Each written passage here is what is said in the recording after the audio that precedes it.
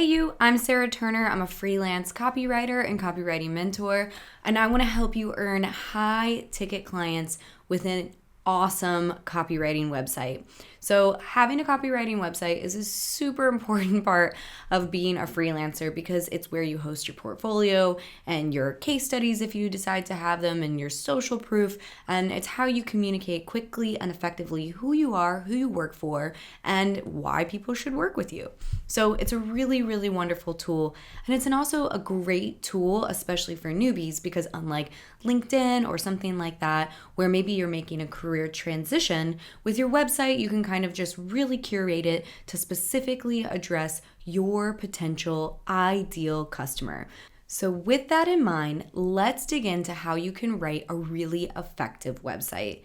First things first, think about your avatar. Who are you writing to? And make it one person.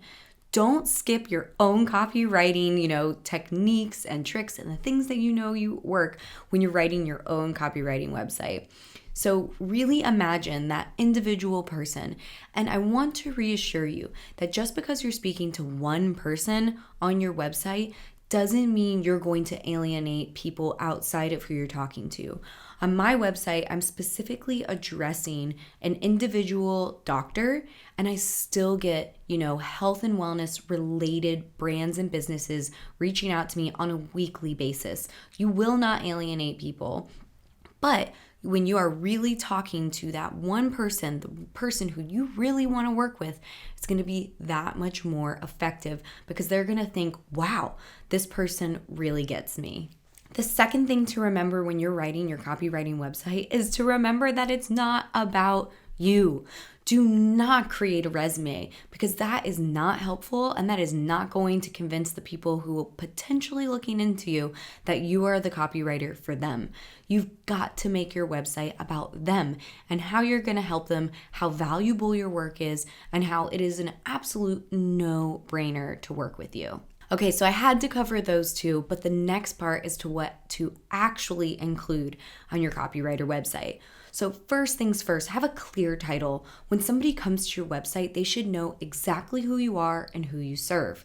So whatever it is, expert copywriting, inbound marketing strategist, or email copywriter, conversion copywriter, copywriter for the interior design industry, whatever it is, make sure they have no doubt about who you are and who you serve so that they are like, okay, I'm in the right place. This is also an excellent place to put an SEO keyword because usually it's an H1 and that is higher on the hierarchy. You'll be like, Google, that's what this website's about.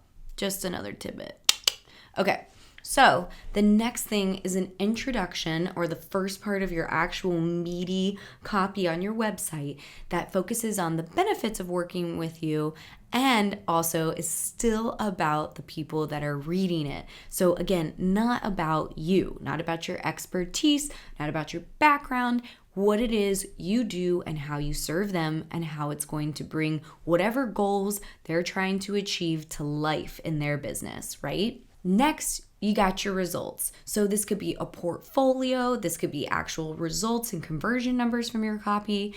And I want to encourage you, if you're just starting out, don't worry too much about this because you will always be able to update it and strengthen your results section as you go. When I first started out, all of my portfolio pieces were from different industries, but as time went on, I was able to update it with more powerful examples of the type of copy I can produce.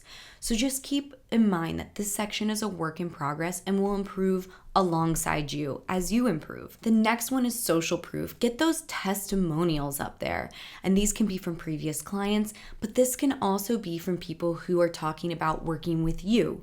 So again, if you are starting out and you don't have testimonials from copywriting clients just yet, get testimonials from coworkers, employers if you can, and other people who have worked with you in a capacity that kind of just shows that you're a hard worker, you show up, you're a learner, you make sure you're going to do your best. You can totally have a testimonial that is about you as a person and your character. But again, as you have better results, get those testimonials up there that are about you as a copywriter and make them as powerful as you can. Again, this is going to be another section that's going to grow alongside you. Finally, I really recommend having something about your services and rates on your website. This is for two reasons, and this is something that a lot of other people are going to disagree with me on.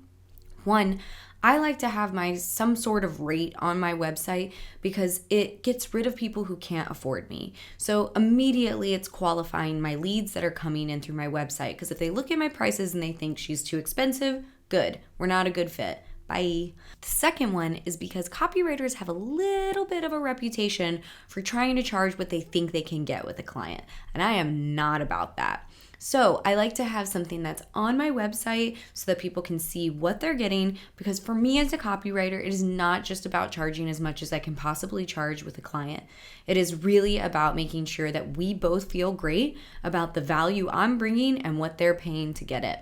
I like all of my clients to walk away thinking that I have totally over-delivered. That feels good for me, that feels good for them, and it creates long-lasting, extremely profitable relationships for both of us. And then finally, do an about me, but just a small one. And again, see where you can tell bits of your story and how it relates back to them. And of course, don't forget that call to action. What do you want them to do? If you don't have a call to action on your website, that's a huge mistake. They have no idea how you prefer for them to get in touch with you. So it can be a Calendly appointment or some sort of other scheduling appointment so that they can book a call with you that's integrated directly with your calendar. You can also have a contact form that goes straight to your business email. You can also post your business email at the bottom with a call to action. There's a lot of ways you can do it. Just do what works best for you.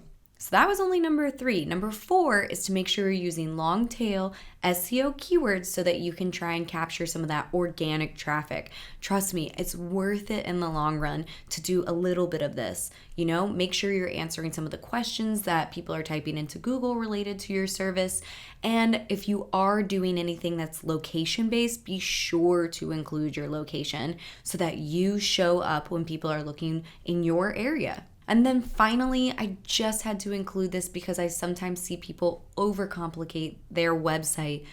Number 5 is keep it simple. It does not need to be really fancy or over the top. In fact, I really love when a website is all on one page. That helps you with the length of the overall content, which can help with SEO, but also it makes it so that people don't have to click away. And we know that you always lose people when they have to click more and more to find information. So I prefer to have everything as one long page and the menu options kind of just scroll down to the appropriate spot. I think that works best, and I love it because it keeps things simple.